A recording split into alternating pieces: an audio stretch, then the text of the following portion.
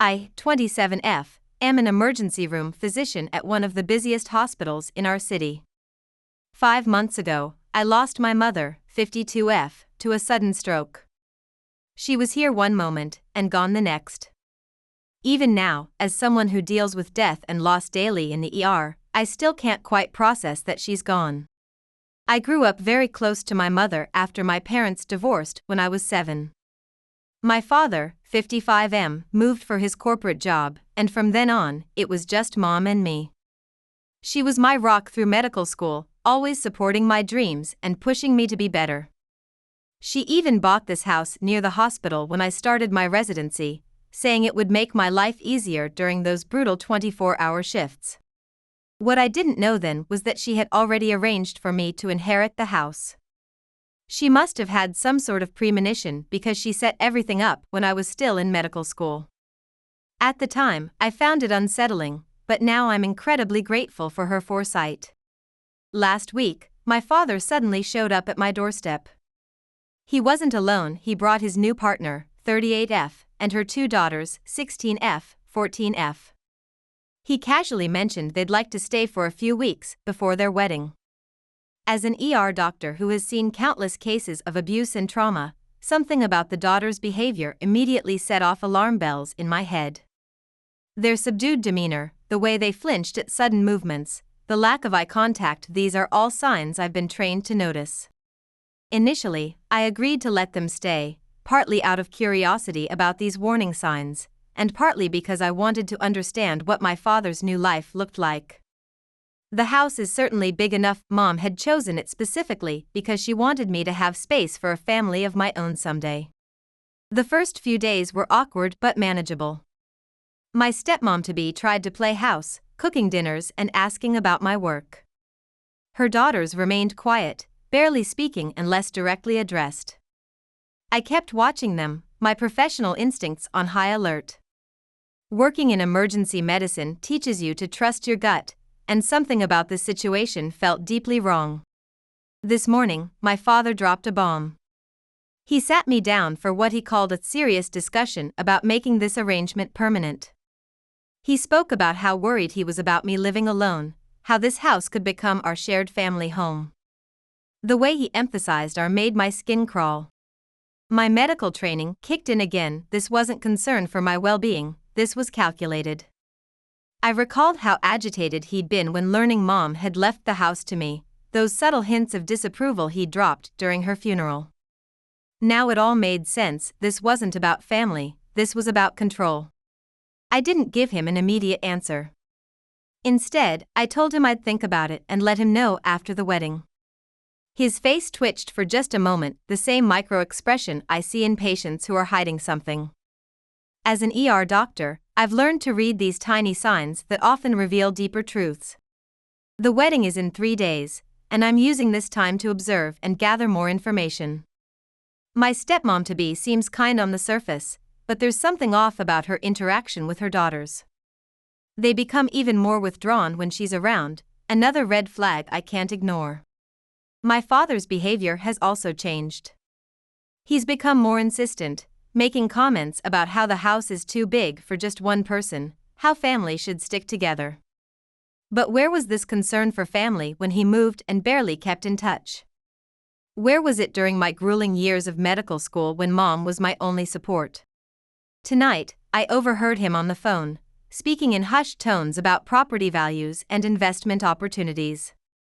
The conversation confirmed my suspicions. This isn't about creating a family home, it's about acquiring an asset in a prime location near the hospital. As I write this, I'm sitting in my office at the hospital, trying to process everything. The emergency room is actually calmer than my home situation right now. At least here, I know how to handle crises. Here, when someone comes in with hidden injuries, I know the protocols to follow, the questions to ask, the signs to look for. But this is different. This is personal, yet I can't help applying my professional training to the situation. The signs of manipulation are clear: the sudden appearance, the rush to create a false sense of family, the pressure to make quick decisions about the house. In the ER, we're trained to recognize patterns of control and abuse, and right now, all my professional alarms are blaring. I've decided to handle this like I would a sensitive case in the ER, gather information, document everything, and most importantly, protect the vulnerable parties involved. My stepmom-to-be's daughters remind me of so many young patients I've treated, quiet, withdrawn, carrying invisible wounds. I can't ignore what my medical training and experience are telling me about their situation. The wedding is approaching quickly, and I know I need to make a decision.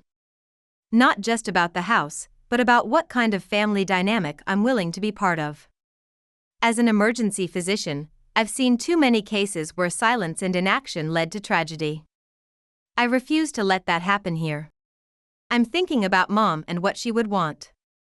She left this house to me for a reason, not just as a piece of property, but as a safe haven. The same way she created a safe haven for me after the divorce. I can't help but feel she'd want me to use this space to protect others who might need safety too. For now, I'm documenting everything, every conversation, every observation, every red flag. It's a habit from my medical practice that serves me well in personal crises too. I'll wait until after the wedding to give my answer, but I already know what it will be. This house isn't just a piece of real estate, it's my mother's legacy, and I won't let it become a tool for control or manipulation. I need your thoughts on this situation. Am I overreacting by seeing red flags everywhere? Or is my medical training helping me spot a potentially dangerous situation before it escalates? How do I protect these girls while also protecting my own boundaries and my mother's legacy?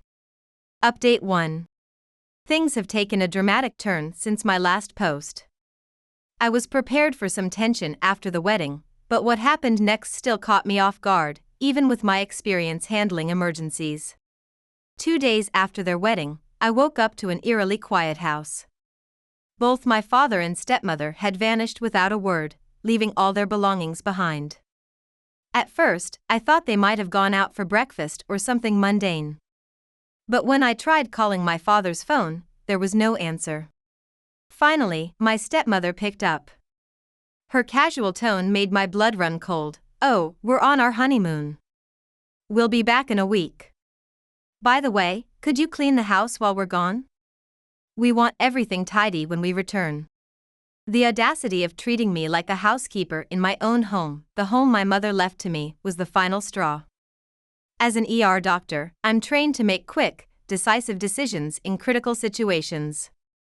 This was one of those moments.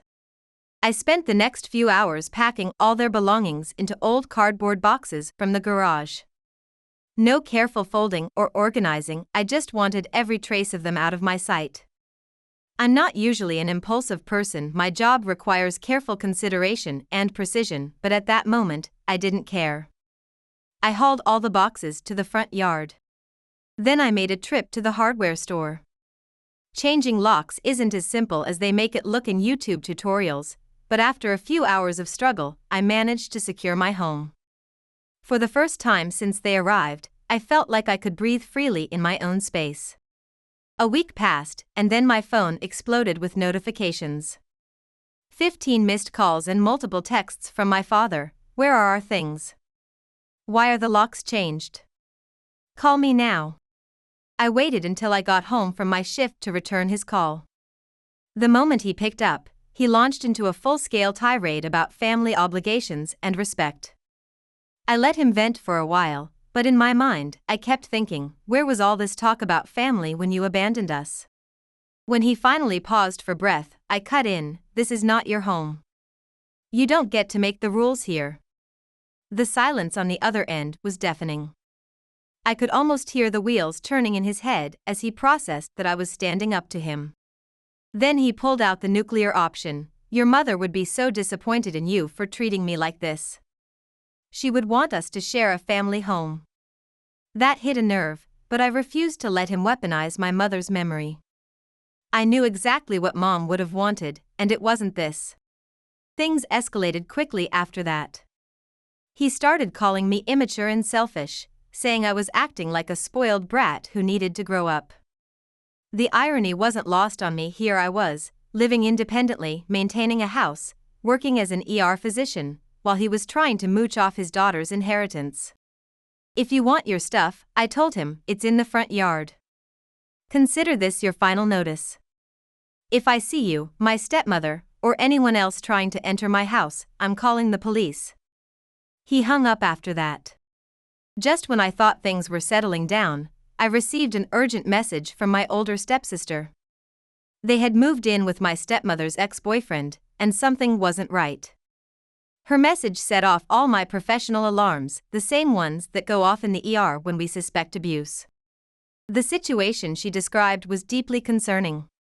The ex-boyfriend was showing an inappropriate interest in both girls, finding excuses to be alone with them, hovering around constantly.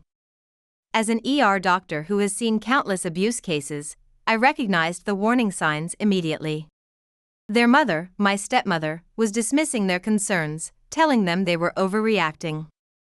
This is a pattern I've seen too often in the ER: a parent in denial, leaving their children vulnerable to abuse.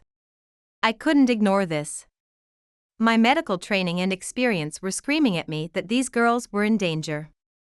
I made a decision right then, the same kind of rapid, decisive action we take in the ER when a patient's life is at risk. I offered my stepsisters a safe place to stay. The older one accepted immediately, which told me everything I needed to know about how desperate their situation was. We made a plan for them to leave when their mother's ex was at work.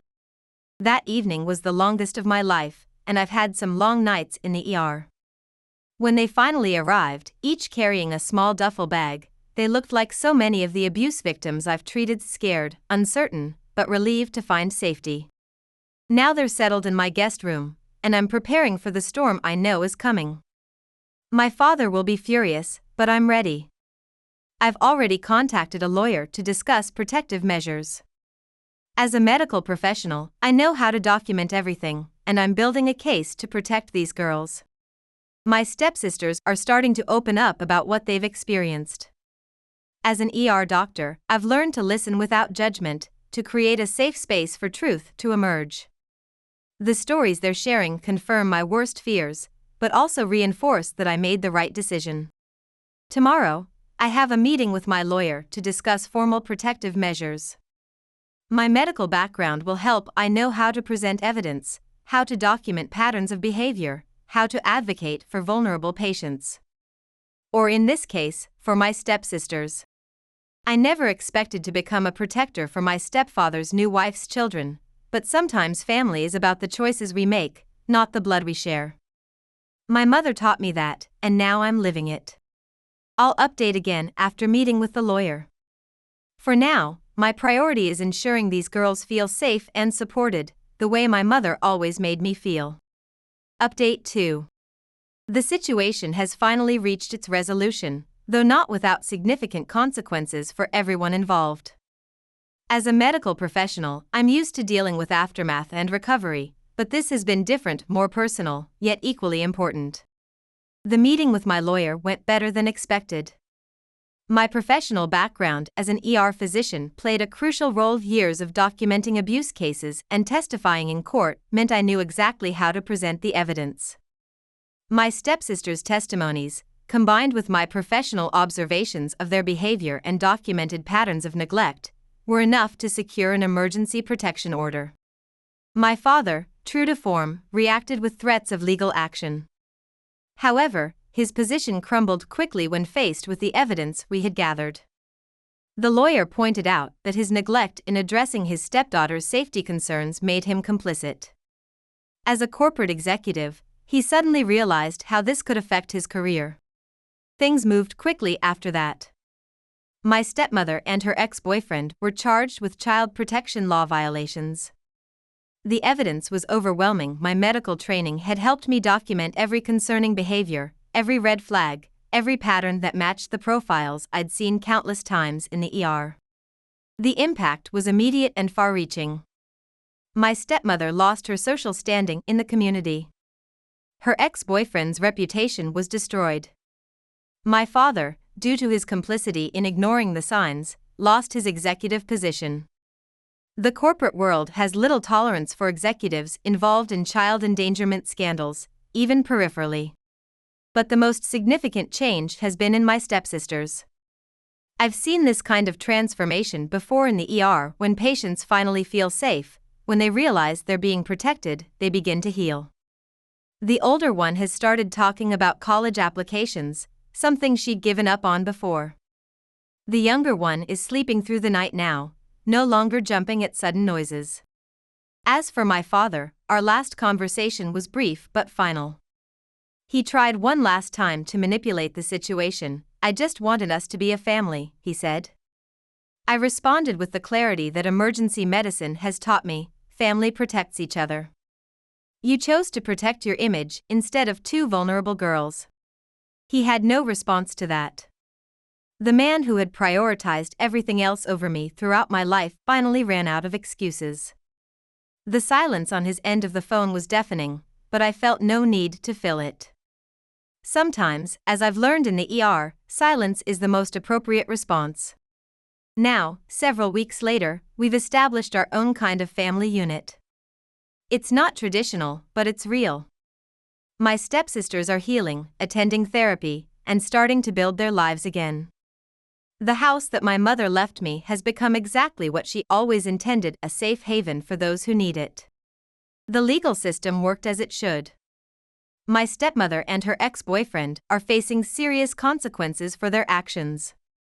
The protection order is permanent, and my stepsister's safety is legally assured. My father, having lost his corporate position and social standing, has moved to another state. He sends occasional emails, but I don't respond. Some wounds, as we say in emergency medicine, need time and distance to heal properly. As an ER doctor, I'm trained to handle crises, to make quick decisions that can save lives.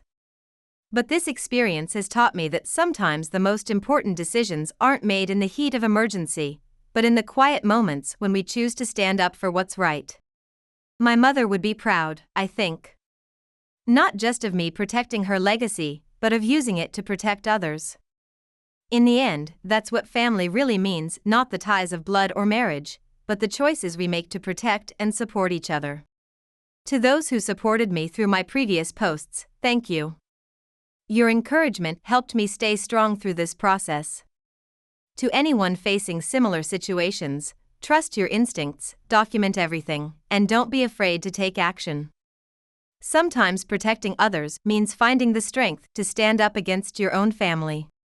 My stepsisters and I are moving forward now, creating our own definitions of family and safety.